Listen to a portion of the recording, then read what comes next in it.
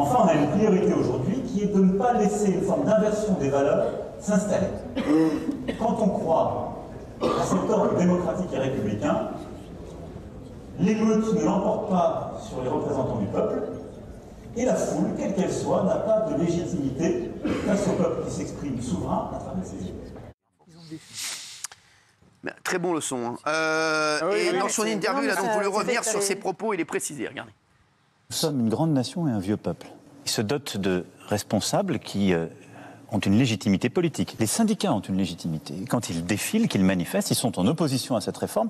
Quand des groupes utilisent l'extrême violence pour agresser des élus de la République, qu'ils soient parlementaires aujourd'hui ou maires, parce qu'ils ne sont pas contents de quelque chose, alors là, ça n'est plus la République. Or, la démocratie... Convenez, Monsieur le Président, c'est un ordre... ce ne sont pas des propos qui sont à même d'apaiser ce qui se passe ce sont des aujourd'hui propos qui clarifient. Alors, là-dessus, comment vous l'avez trouvé, Emmanuel Macron voilà. Vous, comment vous l'avez trouvé? Je peux répondre? Bien sûr, je l'ai trouvé très bon. Vous êtes là pour ça. Je l'ai trouvé très bon, mais simplement une précision sur l'audio que vous avez passé, qui est en fait quelque chose qui a été enregistré hier dans une conversation avec les députés, avec les parlementaires. Vous avez écrit « les meutes ». Et j'ai entendu aujourd'hui, tout au long de la journée, des syndicalistes dire « on est comparé à des chiens ». Mais ce n'est pas l'émeute, c'est l'émeute, L''. Et ça a toute son importance parce que la nuance dans le propos du président de la République est importante. Donc ça, il faut bien le préciser parce qu'on est sur un terrain sensible sur cette réforme et sur les débats que nous avons. On a eu un débat hors plateau très pacifique parce qu'on est en train de se dire qu'en fait, on ne va pas s'attaquer mutuellement, mais on va essayer de trouver un terrain d'entente. Parce que cette réforme, et je crois que le président de la République, c'est pour ça que je l'ai trouvé bon, a tenté d'expliquer une nouvelle fois la réforme. Parce que sans doute qu'il y a eu des incompris. Sans doute qu'il y a eu à un moment donné des erreurs dans la communication, dans la manière dont on a expliqué cette réforme. Et sans doute aussi qu'il y a eu de l'instrumentalisation de ce qui était proposé aux Français par les oppositions, qui, certes, en manque de projets, ne sont pas en manque d'idées et de mensonges pour décrédibiliser l'action du président de la République. Cette réforme, elle est difficile. Elle peut ne pas être acceptée. On peut avoir des désaccords. Et c'est ce que je dis. Je voulais en venir à ce point-là sur le président de la République. C'est ce qu'il dit sur la différence entre la foule et le peuple. Le peuple a tranché plusieurs fois à des élections, l'élection présidentielle et les élections législatives. Le cheminement démocratique a eu lieu. La foule, ce n'est pas le peuple. Le peuple peut légitimement faire grève, c'est constitutionnel, peut légitimement faire des manifestations. Ce sera le cas demain, mais ce n'est pas la foule qui l'emportera sur le peuple. Ludo, moi je pense qu'est-ce que tu as pensé, toi, de l'intervention d'Emmanuel Macron, de l'interview? Franchement, la politique, j'en ai ras le bob.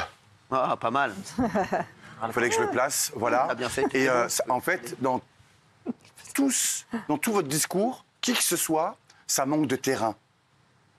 En fait, parce que là, vous n'êtes pas dans la réalité. Vraiment. Je suis sincère. Moi, j'invite M. Macron, depuis que je suis sur les plateaux, je l'invite à venir faire une immersion, même vous, si vous voulez. Venez, vous allez voir comment c'est derrière un camion. Ça pue la merde. Ouais. On ramasse la merde. Les mecs, ils sont crevés, ils ont mal au dos. Là, les 2 ans qu'on prend dans la gueule, ça fait mal. Réellement. Pardon pour les termes. C'est hyper compliqué. Alors, moi, je parle de mon métier, je parle en mon nom, bien évidemment, mais il y a tout un tas de métiers où c'est ultra compliqué. Je reçois des messages partout, des infirmières, des maçons. C'est impressionnant. Pourquoi on prend 2 ans dans la gueule? Vraiment. On n'a pas besoin de ça. On n'arrive plus à... Moi, par exemple, comment vous expliquer je profite pas, en fait. Je vais pas profiter. Mais personne ne dit ça. Je vais pas 64 ans, vous imaginez? En fait, alors nous, notre départ, apparemment, sur le papier, on nous dit qu'on partirait à 57, 59. Non, sur le papier. Vos ouvertures de droit, sur le papier, attendez, métier, ensuite, je finis, s'il vous plaît. Ensuite, 57, 59, sur le papier, je dis bien. Mais en réalité, on part à 62, 64. Et pour mon cas, je partirai à 67 ans, parce que j'ai une carrière haché, c'était caché à point. Je voulais le placer aussi. Merci, Bigard. Allez, on va revenir sur Emmanuel Macron. Il sait que cette réforme est impopulaire, il l'assume, il le rappelle. Pour lui, ça aurait été plus simple de ne pas la faire. C'est ce que disait Géraldine Maillet hier. C'est vrai. Il a dit ce que vous avez dit, en fait. Ouais. C'est fou, ça. C'est incroyable. Il a dû regarder l'émission aussi. Au moment où je vous parle, est-ce que vous pensez que ça me fait plaisir de faire cette réforme? Dites-le nous. Non. Je vous le dis en responsabilité. Moi, je ne cherche pas à être réélu. Je ne le peux pas constitutionnellement. Mais entre les sondages et le court terme et l'intérêt général du pays, je choisis l'intérêt général du pays. Et s'il faut derrière endosser l'impopularité aujourd'hui, je l'endosserai. Est-ce que vous trouvez, Géraldine, que Emmanuel Macron a calmé les choses? La macroniste que je suis va vous dire qu'il a été excellent. Non, franchement, moi je m'attendais à rien. D'abord, j'ai trouvé les intervieweurs catastrophiques. Ah ouais. Très, très mauvais. Ah non, mais ils essayaient de se tirer la bourre. Sans aucune à qui va contradiction. prendre? Ils n'ont pas le droit, Géraldine. Oui, mais là, par exemple, précisément. Pas de contradiction. Il C'est dit, que là, les deux, je vais te dire la vérité, j'ai rien contre eux, puis je les aime bien. Mais oui, mais là, ils se tiraient la bourre, ils se parlaient dessus. Ils ont parlé 2 minutes de ce qui se passe dans la rue, en fait. Je comprends pas. Non, ils ont été très mauvais. Et quand on leur a demandé, éventuellement, quand il fallait être bon, ils n'ont pas été bons. Ils n'ont pas été au rendez-vous. Face à Baba. Quand par exemple, Macron dit oui, mais on discutait avec tous les partenaires sociaux et que 10 minutes après, il y a Laurent Berger de la CFDT qui dit non, en fait, on n'a jamais discuté avec nous. Et donc, c'est un déni et un mensonge. Je trouve que là, pour le coup, les journalistes n'ont pas fait leur travail. Après, pour le coup, je ne pensais pas qu'il allait dire, en prenant la parole, je vais retirer la réforme. Donc, en fait, rien n'a changé. On attend peut-être le Conseil constitutionnel qui va peut-être dire non, finalement, cette réforme, elle est anticonstitutionnelle. C'est encore un espoir pour ceux qui sont dans la rue. Après, moi, je pense, j'y crois pas trop. Après, il a annoncé d'autres trucs sur le travail et tout ça. Moi, je pense que voilà, il faut continuer. On n'a pas le choix. Et je comprends que ce soit très dur pour les gens. Mais je pense qu'il ne faut pas casser, il ne faut pas vandaliser. Et moi, j'étais à peu près d'accord avec tout ce qu'il a dit. Gilles Verdez, ils ont dit quoi, vos amis de la France Insoumise? Ils sont pas contents. Ah non, je voulais dire Ce ne un sont autre pas truc. mes amis, mais moi, je l'ai trouvé extrêmement terne. Et j'ai une question à Loïc, parce que à propos des débordements, on l'attendait beaucoup pour qu'il apaise. Il a dit donc une phrase qui restera peut-être ni factieux ni faction, mais il a comparé aussi à ce qui s'est passé aux États-Unis avec la prise du Capitole et au Brésil avec les sbires de Bolsonaro. Ce qui a beaucoup choqué. Est-ce que vous pensez que ça va apaiser ce qui se passe dans la rue? Je ne sais pas si vous avez l'extrait en question, mais ce n'est pas une comparaison. C'est un risque que court chaque démocratie aujourd'hui dans le monde. C'est-à-dire que, qu'est-ce qu'un factieux? C'est quelqu'un qui, sur l'ordre d'un groupe, va troubler l'ordre public. Aujourd'hui, et vous l'avez vu chaque soir, il n'y a pas des manifestants contre la réforme des retraites qui brûlent, qui cassent. Ce sont des black blocs, ce sont des groupes constitués. Parfois, ils viennent de l'étranger. On le voit quand on arrive à les interpeller. Ensuite, vous avez des députés. Et ça, je ne sais pas si ce sont vos amis, Gilles Verdez de la France Insoumise, qui pendant... Ce ne sont pas mes amis. Ça me rassure. Pour moi, ce ça sont me vos amis. rassure. Pendant le débat sur la réforme des retraites... Ce ne sont pas mes amis, c'est bon. Peu importe, à la rigueur, c'est pas le plus important. Si. Chacun pense ce qu'il veut et chacun en démocratie peut Merci, avoir Loïc. les arguments qu'il veut. À partir du moment où on respecte l'ordre public et la démocratie, quand on voit un député de la nation, Thomas Porte, je le cite, écraser symboliquement la tête du ministre du Travail, et qui aujourd'hui, après avoir subi la plus grande peine à l'Assemblée nationale, revient et dit il faut aller chercher le président et le dégager de l'Élysée. Vous vous rendez compte la responsabilité? Alors oui, bien sûr, ça peut choquer quand on compare les Trumpistes, les bolsonaristes à ce qui se passe aujourd'hui dans les manifestations. Mais on ne parle pas des manifestants qui auront cours demain dans les rues, des manifestations qui auront cours demain dans les rues. On parle des casseurs, de ceux qui font des blocages et de ceux qui menacent la démocratie et les institutions. Je vais vous dire. Après, il a dit un truc d'ailleurs que tu as dit cette semaine aussi, toi. Tu vois, il a dit pourquoi des gens qui travaillent pas gagnent autant que des gens qui travaillent. Il a dit pareil que toi, tu vois. Tu vois. Apparemment, il regarde. Non, mais c'est vrai. Non. Après, moi, Loïc, je me posais juste une question. Avant, c'est surtout, et c'est le timing. Le timing, et il l'a dit à un moment, il a dit qu'il y a des gens qui travaillent, qui se lèvent tôt, qui se couchent tard pour travailler et qui n'arrivent pas à s'en sortir, et que ça doit rester la priorité du chef de l'État. Je pense que les gens qui sont dans la rue, bien sûr qu'il y a la retraite, mais il n'y a pas que ça, on est d'accord. C'est pas la retraite avant tout.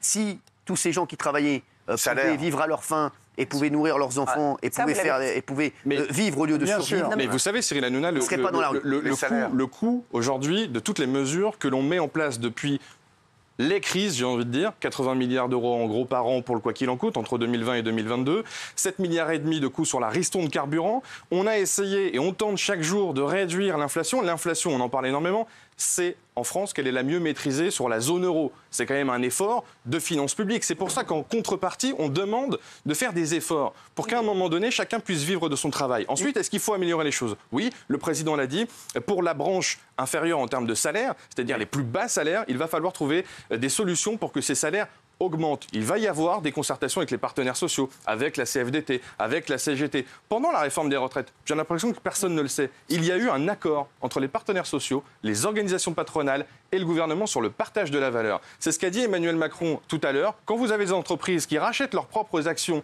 à coups de milliards, aujourd'hui, ils doivent redistribuer aux salariés. Et ça a fait l'objet d'un terrain d'entente entre la CGT, la CFDT, le MEDEF et le gouvernement. Et ça va apporter une Je voudrais vous faire réagir sur un truc. Parce que ça profite aux salariés. Non, s'il vous plaît, c'est bon. Je voudrais vous faire réagir sur un truc, là, sur la une de Charlie Hebdo, qui est sortie. Regardez.